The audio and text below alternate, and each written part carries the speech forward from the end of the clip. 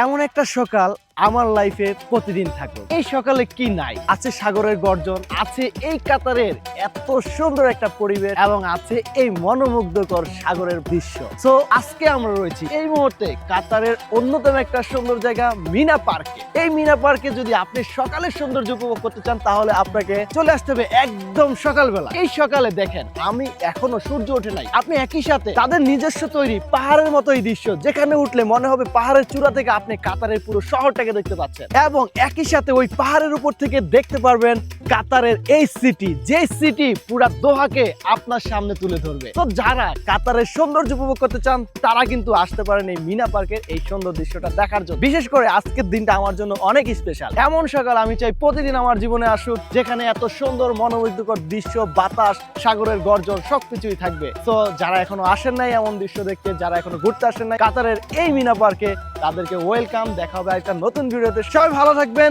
সুস্থ থাকবেন এবং ছোট ছোট এইরকম কন্টেন্ট এবং প্রত্যেকটা জায়গার ভিডিও পেতে আমাদের চ্যানেলটা সাবস্ক্রাইব করে বেল আইকনটা বাজায় রাখবেন। সবাই ভালো থাকবেন, সুস্থ থাকবেন।